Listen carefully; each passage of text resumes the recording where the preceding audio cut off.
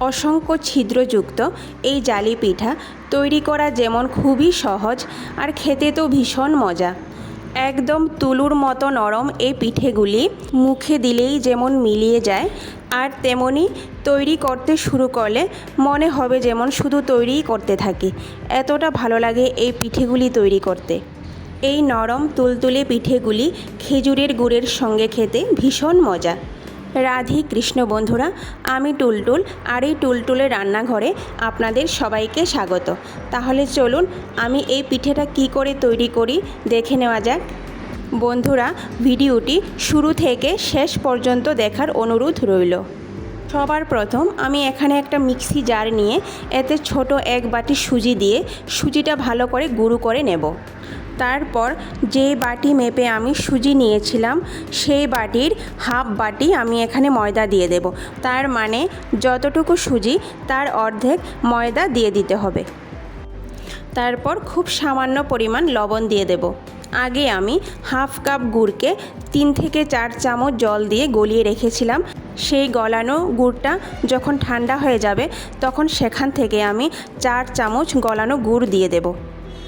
তারপর যেই বাটি মেপে আমি সুজি নিয়েছিলাম সেই বাটির এক বাটি জল দিয়ে ভালো করে একটু নাড়াচাড়া করে নেব।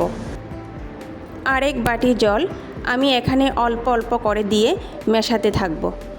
একসঙ্গে খুব বেশি জল দেব না, তাহলে সুজির ব্যাটার পাতলা হয়ে যেতে পারে। এখানে আমি কোনো রকম গরম জল ব্যবহার করব না, নর্মাল যে ঠান্ডা জলটা থাকে সেই জলটাই ব্যবহার করব। তারপর 5 থেকে 6 মিনিটের মতো এই ব্যাটারটাকে ভালো করে মিশিয়ে 20 মিনিটের জন্য ঢেকে রেখে দেব। ফিরে আসলাম 20 মিনিট পর। আবারও একটু ভালো করে নাড়াচাড়া করে নেব। দেখুন, ব্যাটার না বেশি ঘন হয়েছে না বেশি পাতলা হয়েছে।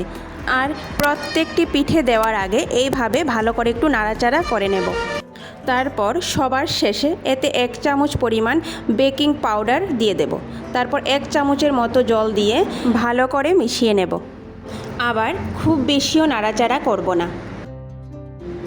এখানে আমার 2 বাটি 1 চামচ জল লেগেছে। পিঠে তৈরির জন্য ব্যাটার আমাদের পুরোপুরি তৈরি হয়ে গেছে। এখানে আমি একটা প্যান আগে থেকেই ভালো করে গরম করে রেখেছিলাম। এখন চুলার আঁচ মিডিয়াম টু লোয়ের মাঝখানে রেখে পিঠেগুলি ভেজে নেব। তারপর একটা চামচের সাহায্যে পিঠে দিয়ে কিছুক্ষণ অপেক্ষা করব। আর এই পিঠে দেওয়ার সঙ্গে সঙ্গে দেখবেন এই পিঠেটা আপনা থেকে গোল হয়ে ছড়িয়ে গেছে।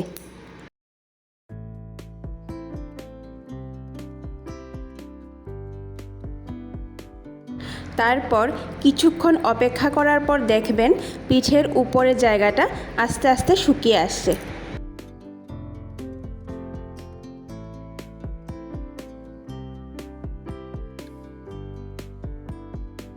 পিঠের উপরের জায়গাটা যখন শুকিয়ে যাবে তখন পিঠেটা আপনা থেকে প্যান থেকে উঠে আসবে। তারপর একটা স্প্যাচুলার সাহায্যে এইভাবে উঠিয়ে নেব। এইভাবে আমি সবগুলি পিঠে তৈরি করে নেব। 4 থেকে 5টা পিঠে বানানোর পর সুজির ব্যাটার যখন একটু ঘন হয়ে যাবে তখন 3 থেকে 4 চামচ জল দিয়ে আবারও একটু নাড়াচাড়া করে পিঠেগুলি তৈরি করে নেব।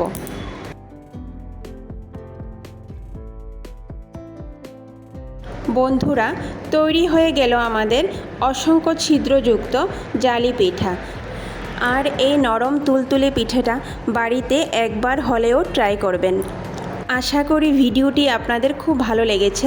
আর যদি ভালো লেগে থাকে তাহলে সবার শেষে লাইক, শেয়ার আর সাবস্ক্রাইব করে পাশে থাকা বেল আইকনে ক্লিক করে আমার পাশে থাকার অনুরোধ রইল। নমস্কার। কথা হবে আবার পরের ভিডিওতে। বন্ধুরা, সবাই ভালো থাকবেন।